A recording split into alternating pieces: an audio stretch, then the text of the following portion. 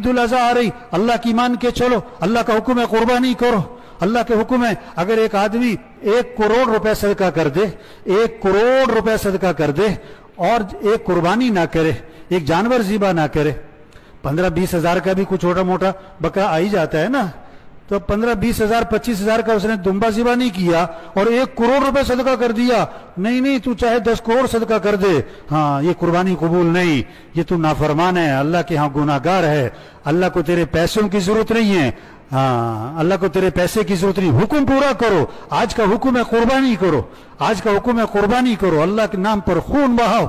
इसलिए हुक्म क्या है कि जानवर को पहले से लो, पहले से लो, बेहतर ये है जानवर को पहले से लेके रखो, खुद खिलाओ पिलाओ ताकि उन्स हो जाए, मोहब्बत हो जाए, वो आपको पहचाने, आप उसको पहचानो, आपको उससे उन्स है, उसको आपसे उन्स है। कैसे जानवरों से उन्स हो जाता है ना, आवाज पहचानते हैं, आहट पहचानते हैं, इशारे पहचानते हैं। और हुक्म क्या है, फिर अपने हाथ से ज़िबा करो, अपने हाथ से ज़िबा करो, ये नहीं कि कसाई के हवाले कर दिया।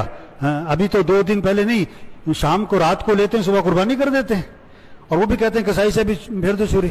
बहुत सारे तो खड़े भी नहीं होते पास कि नहीं हमसे खून नहीं देखा जाता, नहीं, मुसलमान बुज़दिल नहीं होता, मुसलमान डरपोक नहीं होता है।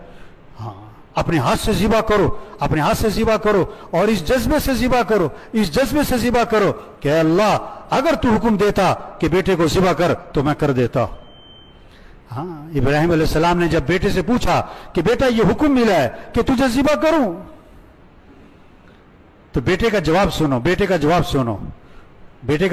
बेटा आगे से क्या कह रहा है, या अबती फ़अल मा तुअमर सतजिदुनी इंशाअल्लाहु मिनस साबिरीन। ऐ मेरे वालिद आपको जो हुक्म मिला है आप कर गुजरें, आप इंशाअल्लाह मुझे सब्र करने वालों में से पाएंगे, आप इंशाअल्लाह मुझे सब्र करने वालों में से पाएंगे। मैं तैयार हूं, किसके लिए, ज़िबा होने के लिए, ज़िबा होने के लिए तैयार हूं। हाँ और बेटा अब्बा से कह रहा है कि अब्बा जरा आंखों पे पट्टी बांध ले, हाँ आंखों पे पट्टी बांध दें ताकि आंखें मिल ना जाएं, चाहे दोनों की छुरी चलाना मुश्किल ना हो जाए, मेरे पांव बांध दें, तड़पूंगा, खून के छींटे आपके कपड़ों पे पड़ेंगे, मां देखेगी तो दुख होगा। हाँ ये जज्बा, और ये जज्बा जो इस्माइल अलैहिस्सलाम में आया, ये बाप की तरबियत नहीं, बाप तो छोड़ के चले गए थे, इस्माइल अलैहिस्सलाम मां के पास रहे थे, ये हाजर अलैहिस्सलाम की तरबियत है कि बेटे के अंदर ये जज्बा है। इसलिए कहते हैं सबसे पहला मदरसा घर और मां की गोद है, सबसे पहला मदरसा घर है, मां की गोद है। ये माएं तरबियत कर सकती हैं, माएं ज़हन बना सकती हैं, हाँ माएं बच्चों को नेक बनाए। अब इस्माइल अलैहिस्सलाम का ये जज्बा कि मेरे वालिद जो हुक्म मिला कर गुजरे हैं, मैं तैयार हूं, ये हाजर अलैहिस्सलाम की तरबियत है।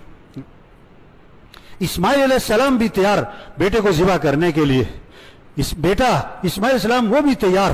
और हाजर अलैहिस्सलाम को जब पता लगा, शैतान ने कहा ना पता कहां लेके जा रहे हैं कि ज़िबा करने, कि ये कैसे हो सकता है बाप बेटे को ज़िबा करे, कि अल्लाह का हुक्म है। अच्छा अगर अल्लाह ने हुक्म दिया है और तू अल्लाह के हुक्म से रोकता है तो तू शैतान है।